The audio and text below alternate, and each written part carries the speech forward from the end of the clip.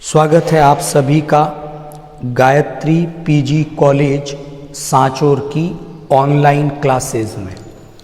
अभी तक आपने हमारे YouTube चैनल को सब्सक्राइब नहीं किया है तो आज ही चैनल को सब्सक्राइब करें, वीडियो को पूरा देखें, ज़्यादा से ज़्यादा लाइक और शेयर करें। हम जो टॉपिक डिस्कस कर रहे हैं आज वो बीएससी पार्ट 3 जूलॉजी के first paper animal physiology and biochemistry से लिया है और हम लोग डिस्कस कर रहे थे डाइजेशन फिजियोलॉजी के बारे में, पाचन की कार्य की के बारे में, और उसी सीरीज का ये तीसरा पार्ट आज हम डिस्कस कर रहे हैं।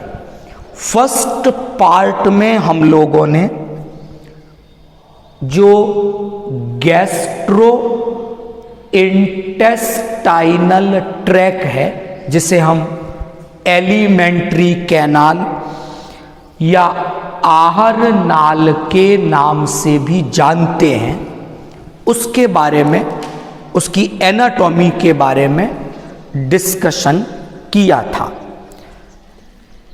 कल जो इस सीरीज का सेकंड पार्ट था उसमें हम लोगों ने माउथ, बकल कैविटी, इनके बारे में डिस्कस किया था और बेसिकली हम लोगों ने बकल कैविटी या जो ओरल कैविटी है, मुख गुहा है, उसमें कौन सी स्ट्रक्चर्स हैं, वो स्ट्रक्चर्स क्या करती हैं, इसके बारे में हमने डिस्कस किया था। आज का जो थर्ड पार्ट है डाइजेशन फिजियोलॉजी का, इसमें हम ईसोफेगस यानी ग्रसिका और स्टमक आमाशय के बारे में डिस्कशन हम लोग करेंगे। तो शुरू करेंगे पहले ईसोफेगस के साथ। ओके, समझते हैं ईसोफेगस आहार नाल की कौन सी संरचना है, कहाँ पर वो उपस्थित है और क्या कार्य वो करती है। ओके, तो कुछ छोटी सी बातें पहले हम ईसोफेगस के बारे में, ग्रसिका के बारे में डिस्कस करेंगे। नंबर 1, जो ग्रसिका है वो एक नैरो ट्यूब लाइक स्ट्रक्चर है, एक संकरी नलिका रूपी संरचना ग्रसिका ईसोफेगस है। ओके, इस ग्रसिका का काम क्या है कि ईसोफेगस ने कनेक्ट किया है बकल कैविटी को स्टमक के साथ। तो oesophagus is a narrow tube like structure and that tube connect the buccal cavity and stomach. यहां तक ठीक। अब हम बात करते हैं, ये जो ईसोफेगस है ग्रसिका है, तो इस ग्रसिका में हमने फर्स्ट लेक्चर में डिस्कस किया था एनाटॉमी के बारे में, आहार नाल की आंतरिक संरचना के बारे में, और हमने एक मस्क्यूलरिस पेशीय स्तर के बारे में समझा था। तो आहार नाल का जो पेशीय स्तर है, मस्क्यूलेरिस जो लेयर है, उस मस्क्यूलेरिस लेयर में चिकनी पेशियां अरेखित जो अनऐच्छिक प्रकार की हैं वो उपस्थित होती हैं। बाहर की ओर अनुदैर्ध्य, अंदर की ओर सर्कुलर वर्तुल पेशियां होती हैं। तो ईसोफेगस जो ग्रसी का हिस्सा है वहां की भित्ति में भी पेशीय स्तर हैं, चिकनी पेशियां हैं और उन पेशियों में कॉन्ट्रैक्शन और रिलैक्सेशन, संकुचन शिथिलन ये होता रहता है।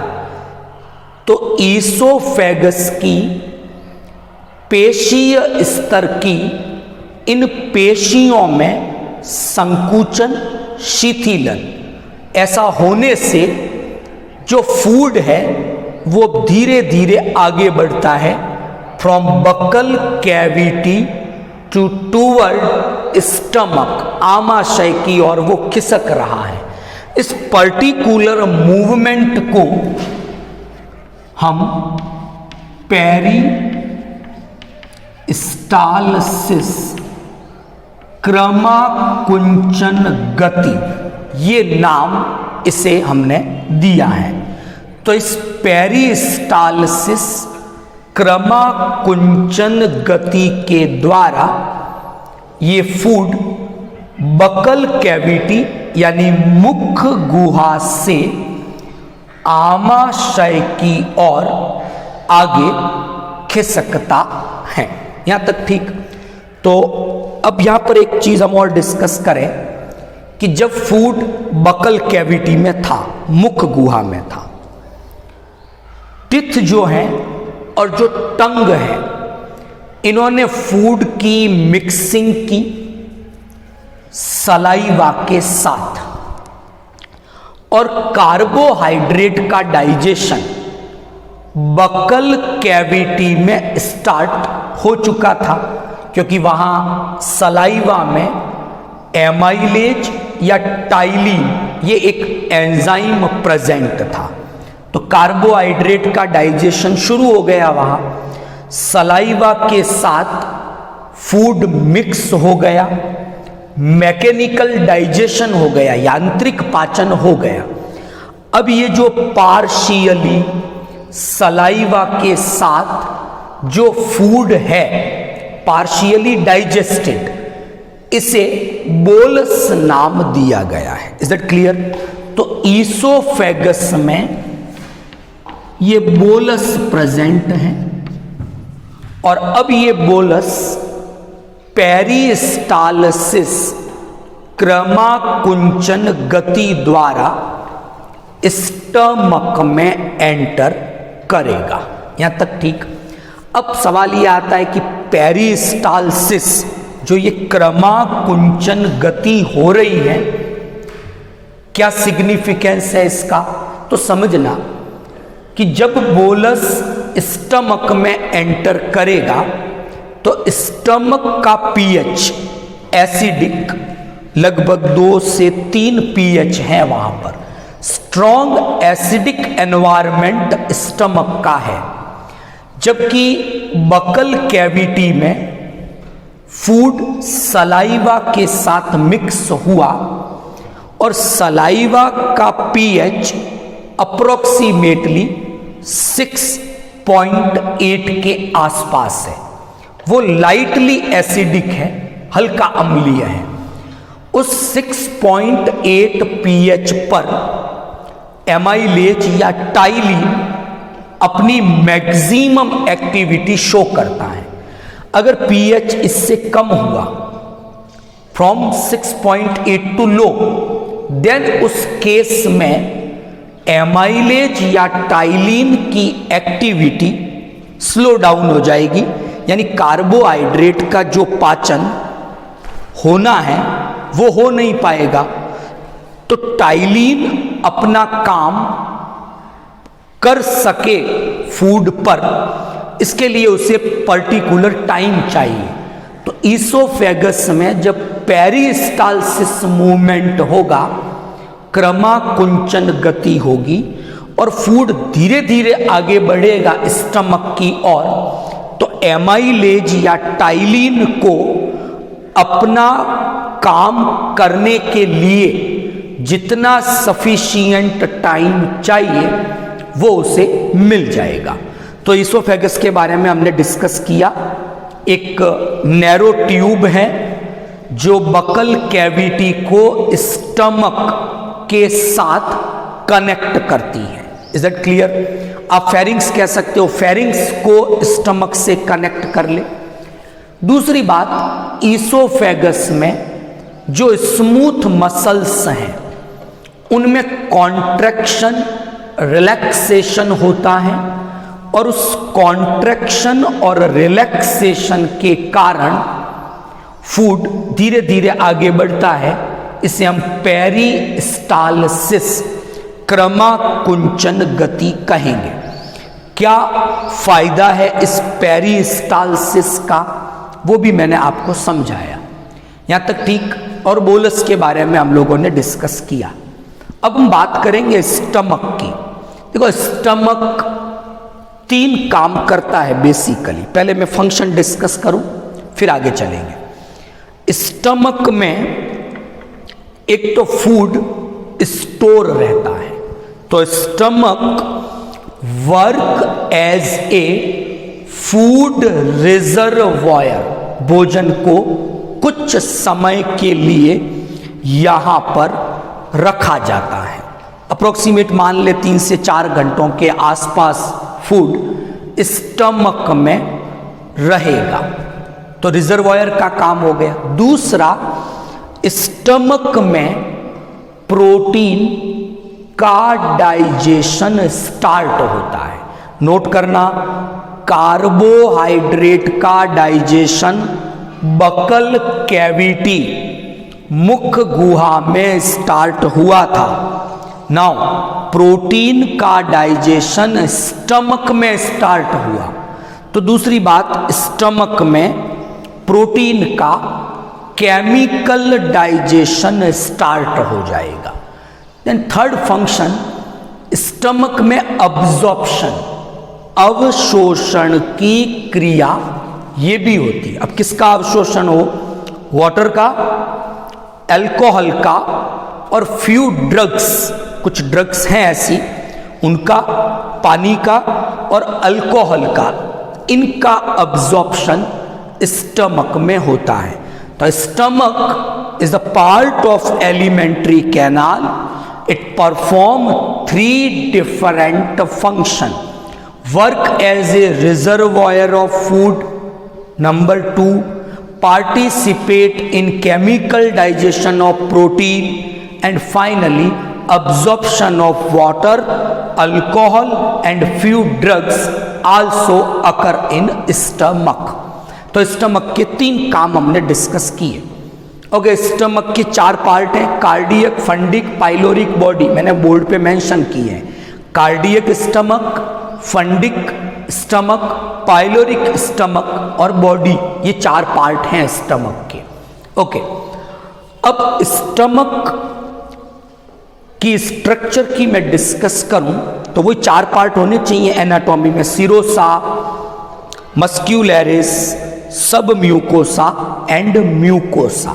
बात करें म्यूकोसा की, और कहां की म्यूकोसा की बात कर रहे हैं हम? बात कर रहे हैं स्टमक की म्यूकोसा की बात कर रहे हैं कि स्टमक की जो म्यूकोसा है, श्लेष्मा स्तर है, वहां की हम बात कर रहे हैं। तो स्टमक में गैस्ट्रिक ग्लैंड्स प्रेजेंट हैं। हिंदी में इसे आप जठर ग्रंथियां इस नाम से जानते हो। तो आमाशय का जो सबसे आंतरिक स्तर है, श्लेष्मा स्तर, म्यूकोसा लेयर, वहां पर गैस्ट्रिक ग्लैंड्स, जठर ग्रंथियां प्रेजेंट होती हैं। अब ये जठर ग्रंथियां क्या करती हैं? देखो, ये फंडिक में भी है, पाइलोरिक में भी है, सब जगह प्रेजेंट है। बट डोमिनेंटली अगर मैं बात करूं तो they are present in fundic region. सबसे ज्यादा गैस्ट्रिक ग्लैंड्स आपको स्टमक के फंडिक रीजन में दिखाई देगी।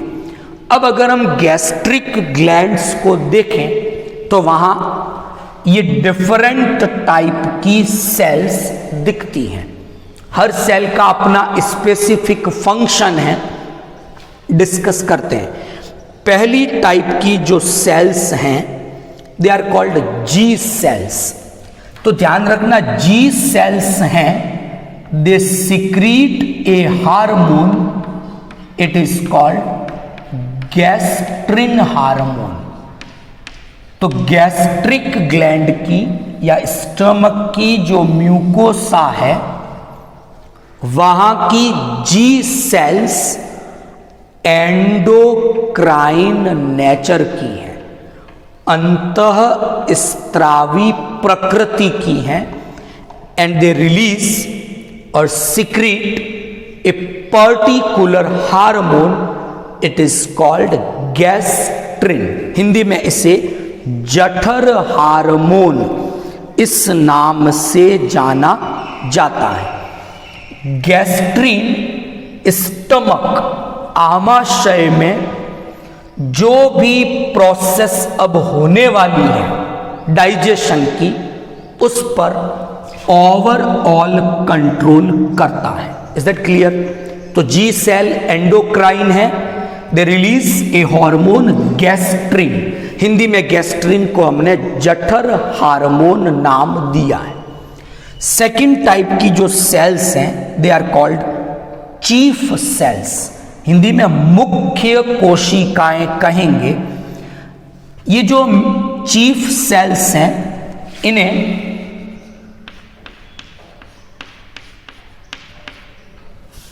इन्हें पेप्टिक सेल्स, मैं यही लिख देता हूं, chief cells are also called peptic cells और जाइमोजन सेल्स। तो अलग अलग नाम मिलते हैं इनके लिए। तो जो दूसरे प्रकार की सेल्स जो गैस्ट्रिक ग्लैंड में प्रेजेंट हैं वो है मुख्य कोशिकाएं। इन्हें पेप्टिक सेल्स, जाइमोजन सेल्स के नाम से भी जाना जाता है। ये जो सेल्स हैं वो दो टाइप के डाइजेस्टिव एंजाइम बनाती हैं। एक का नाम है पेप्सिनोजन, ये एक जाइमोजन है, इनएक्टिव फॉर्म है प्रोटीन की। बाद में HCl की प्रेजेंस में ये एक्टिव हो जाएगा और एक्टिव होने के बाद पेप्सिनोजन को हम किस नाम से जानते हैं? पेप्सिन के नाम से। डिटेल डिस्कस करेंगे। पेप्सिन प्रोटियोलाइटिक एंजाइम है, प्रोटीन के डाइजेशन में पार्टिसिपेट करता है। जो सेकंड एंजाइम ये सेल्स रिलीज करती है उसे गैस्ट्रिक लाइपेज के नाम से जाना जाता है। वो फैट वसा के पाचन में सम्मिलित होता है। तो जी सेल का काम हुआ। उसके बाद चीफ सेल्स जिनके अलग अलग नाम मिलते हैं, ये दो प्रकार के एंजाइम हैं, उनको रिलीज करती है। बात करते हैं नेक सेल्स की, तीसरे टाइप की सेल्स। नेक सेल को हम म्यूकस सेल के नाम से भी जानते हैं। म्यूकस सीक्रेटिंग सेल्स हैं और म्यूकस सीक्रेटिंग है तो ये म्यूकस सीक्रेट करती है, श्लेष्मा का स्त्रावण करेगी। तो जब हम देखते हैं स्टमक की स्ट्रक्चर तो म्यूकोसा के ऊपर ल्यूमन के पास है, तो म्यूकोसा के ऊपर ल्यूमन है, तो म्यूकोसा के ऊपर 2 और 3 मिलीमीटर, 2 से 3 मिलीमीटर एक मोटा थिक म्यूकस का आवरण, श्लेष्मा का आवरण बनाया। और वो कौन सी सेल ने बनाया? नेक सेल्स है, वो ये काम करती है, श्लेष्मा का स्त्रावण करती हैं और ये जो म्यूकोसा लेयर है, श्लेष्मा स्तर है, उसके ऊपर 2 से 3 मिलीमीटर मोटा श्लेष्मा का एक आवरण बनाती है। आमाशय की भित्ति को इन प्रोटियोलाइटिक एंजाइमों से, HCl से, इनसे नुकसान होने से बचाती है। तो नेक्स्ट सेल हो गया। अगली है ऑक्जिंटिक सेल्स, इन्हें पैराइटल सेल के नाम से भी जाना जाता है। तो ऑक्जिंटिक सेल का एक नाम और हो गया परिधीय कोशिकाएं, पैराइटल सेल्स।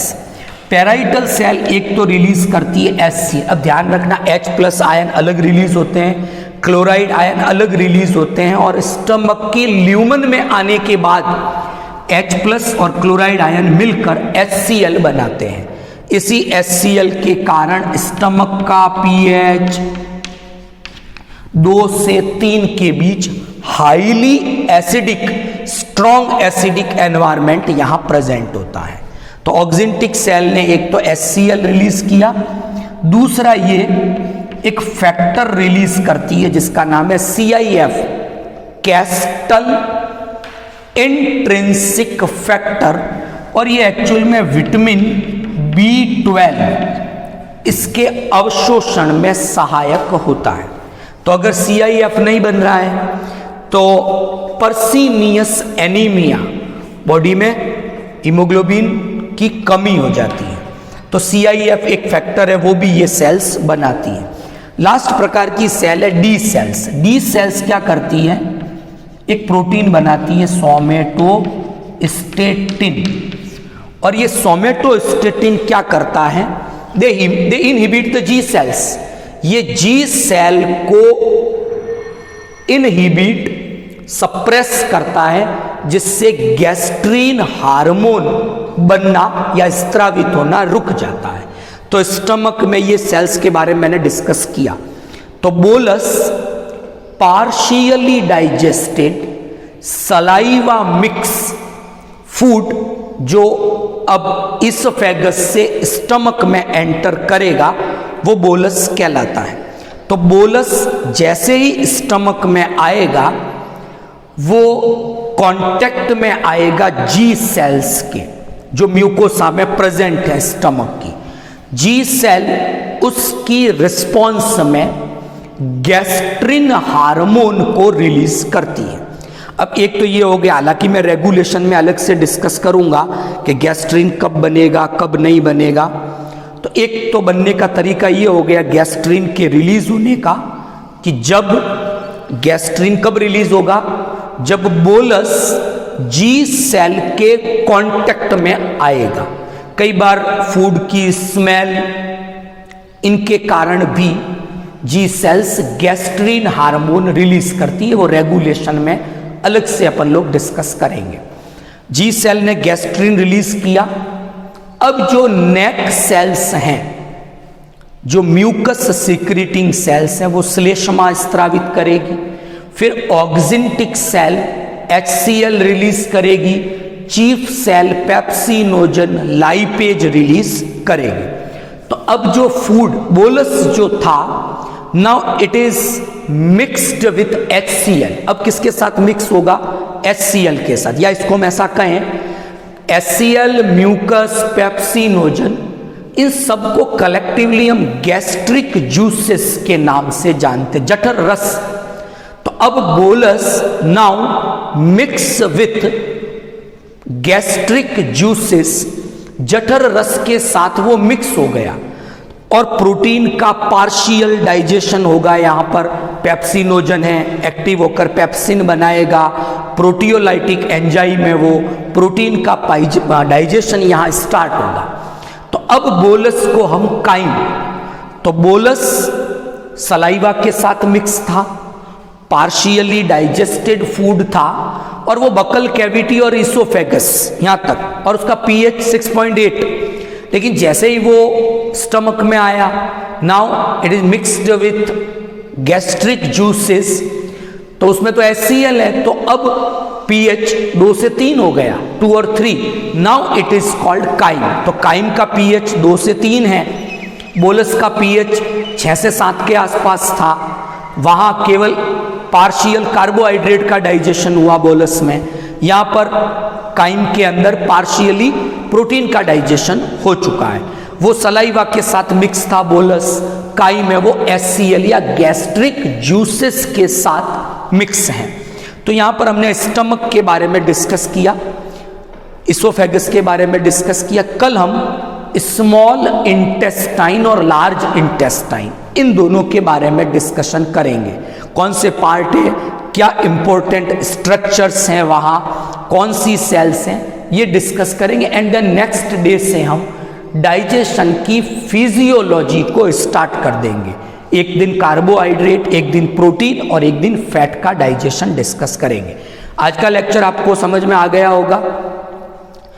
ज़्यादा से ज़्यादा वीडियो को शेयर करें। अपने जो भी फ्रेंड्स हैं जिन्होंने अभी तक ऑनलाइन क्लासेस देखना स्टार्ट नहीं किया है, अगर आपके कांटेक्ट में हैं तो उन्हें एडवाइस करें इन ऑनलाइन क्लासेस को देखने के बारे में। Thank you all of you.